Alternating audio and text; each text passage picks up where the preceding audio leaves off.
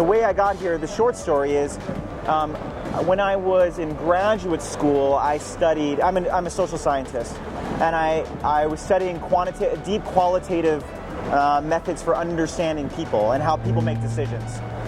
That's what I really want to do. I love behavior. I love how people in individual and then in aggregate make decisions, because we're all irrational, but we're all predictably irrational, as Dan Ariely says, right?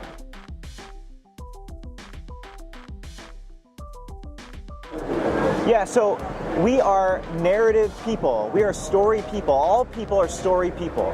You know, one of the things is when the aliens finally come down, one of the things that they will be most shocked about, I think, is that when we have a good day, when we have a bad day, what do?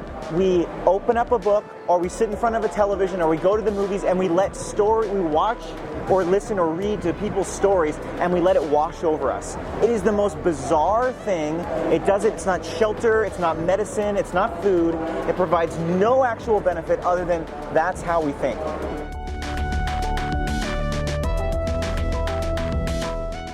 We hire professional published science fiction writers. We give them all of our marketing research and trend data. We really do this. And it's a rigorous thing that I won't go into, but what we do is we work with them to develop stories of the future, probable, possible stories. So think Back to the Future Part 2. The technology in the future and the people trends, which is just as important as the technology, converging is the story. But it's the people inside of the story that makes it happen. All of the components, all of the technology around them are just part of the future. It's not a story about the smartphone in 2030. Yeah, so the science fiction stories that we're working on now are crazy in the sense that it's about convergence and not about a solitary piece of technology. So I think when most people see, because we water down the stories because they're strategic documents, so we don't share fully what's in them. The things that we share are very boxed. It's a convergence of tech and trends, and tech is a very wide ecosystem of solutions.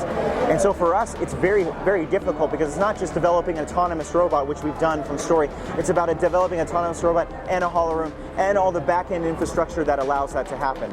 That's very, very hard. So I would say that the thing that most people would see when they see it would think, oh my gosh, there's a lot going on in the future.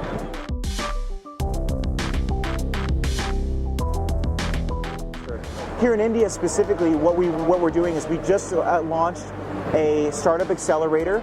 It's a rigorous 16-week startup accelerator program. The difference between our accelerator program and others, which are great, the difference between us is we're not focusing on 3D printing.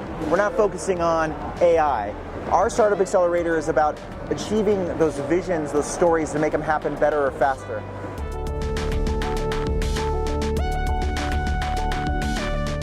I read a lot of fun, awesome comic books. The usual stuff. I love Marvel. I will say, sorry DC, I love Marvel. I love DC too, but I love Marvel. And I love all that stuff. I also read a lot of old science fiction. I love Asimov. I love Orson Scott Card. He's my favorite. And I love some of the new stuff like Ready Player One and all that good stuff. But it's just about reading and kind of ingesting it. I also spend a lot of time reading blogs and other things. I think it's the best way to get at access to things.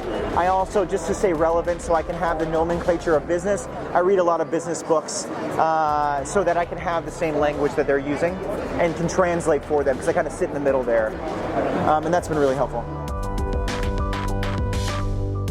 Yeah, so number one, a book that I would recommend reading, I think it's Clayton Christensen, no question. You have to read every Clayton Christensen book. If you're an innovation, whether you're a startup or a corporate and you haven't read his stuff, you should just go home. Bar none, he's amazing.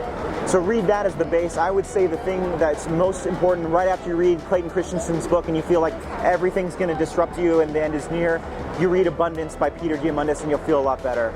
I think the other book that you need to read is The Singularity is Near by Ray Kurzweil.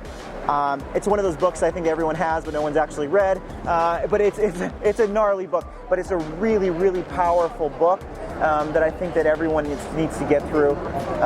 And above and beyond that, all the books have their merits, but I would say that for trying to make a future different, I feel like fiction has a lot more to say than the business books do. There's a lot of great business books, but I primarily only read it to have the nomenclature, just to be honest, of business. I get the ideas from fiction.